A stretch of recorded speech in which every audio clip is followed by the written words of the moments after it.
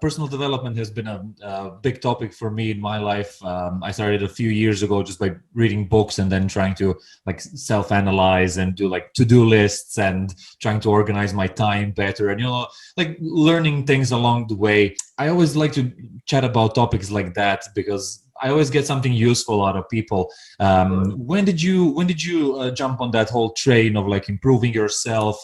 And can you tell maybe the listeners like what are some of the best materials that they can look at, or what are some of the techniques that you maybe employ, or generally what are your thoughts on this whole like improving yourself part? I know that cycling is a big part there, and I definitely felt how it impacted my mindset because it's directly physically related to how much you can pull off. And it's not like when you're doing the Ring of Kerry, it's not like it's something that's over in like 10 or 15 minutes or a 1 hour course. We spent half of the day there. It was 12 hours or something like that. I think it was. At one point you have to have some kind of mental, how would I say it? Something that's keeping your mind focused. What are maybe your thoughts on good techniques that can help you focus your mind? Good. That's a very big question, Borna. Yeah, so, chunk it down however you like it. We all come to this from different starting points. Mm-hmm. And I think some of the things that I value now, which I didn't have 30 years ago, and the thing that crops up again and again is goal setting. Mm-hmm. And if one buys into the idea of goal setting and with a very clear goal that follows that SMART acronym, specific, measurable, actionable, results oriented, good, and time-based. Mm-hmm. It's amazing because if one gets into that, one gets into the whole idea of taking an insurmountable challenge, defining what it is we're trying to achieve, and then breaking it down into chunks. And if the chunk is too big, break it down into a smaller chunk until we find the chunk which we think, oh yeah, we can achieve that. And it could be profitability from a point of view of business, or it could be trying to hit a particular revenue stream, or it might be expanding into a different line of business, or for an employee, it might be a skill set. We might be trying to achieve a particular promotion, and it helps us to structure our approach. Yeah. It helps us to do things like, for example, look at what our weaknesses are, look what our strengths are. Mm-hmm. And we could use there's a SWAT analysis. There's a bunch of different models available in any, if one Googles,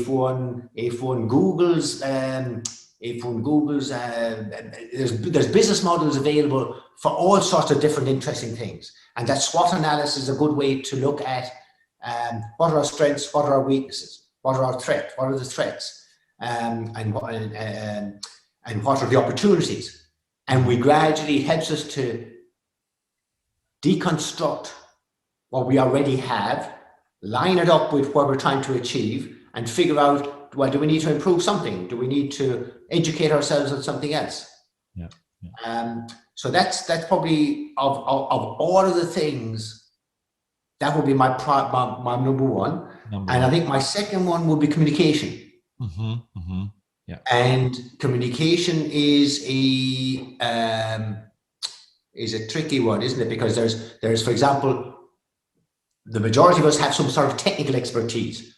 So now my technical expertise at the moment is in cycling world. Before that, it was the technical world. And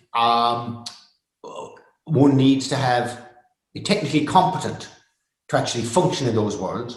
Mm-hmm. And one needs to be able to communicate at a technical level with colleagues, which is like communicating sideways. But one also needs to be able to speak somebody else's language when one is communicating with a manager or a CEO or somebody who's a budget holder, and one needs to be able to summarize what is the key point in that 30 seconds one gets in the lift or past somebody in the corridor, or one gets to a meeting. And if you can't communicate in those fashions, then it's very, very difficult to have one's ideas taken on board or accepted. And on that thread, like I mentioned to you already, which is one of the fantastic techniques I've come across, is this concept of top-down thinking. It's a fantastic way to put some structure and put some persuasion on the thing that we're trying to influence people to do and communicate with people. So if I was starting again from 30 years ago, the two top things I would do, I'd get my head around goal setting and the associated action plans, and I learned how to I would improve my communication. So those two things. And on those lines, I think there's loads of material out there. Some of it's free, some of it's worth buying. The one standout thought-shaping book that I've read over the years has been Charles Handy, The Future of Work. Okay. I'm still a big fan. I don't know if you know that book. I'm still a big fan of that book. It was published probably in the 80s. No, 80s, 90s. Late 80s, early 90s.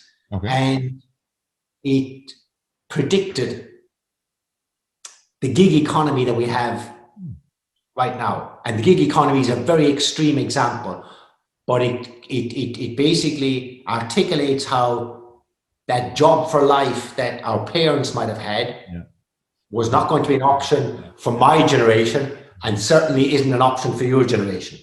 Yeah, exactly.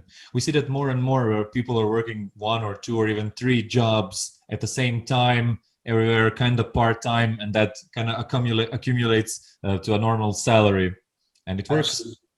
Absolutely. And the job we're doing today, we may choose not to be doing that job tomorrow. We may choose to do some other job, or the job might have disappeared, so we got no choice in the matter. Mm-hmm. So we need to be continually developing. You're a big fan, I know, of personal development.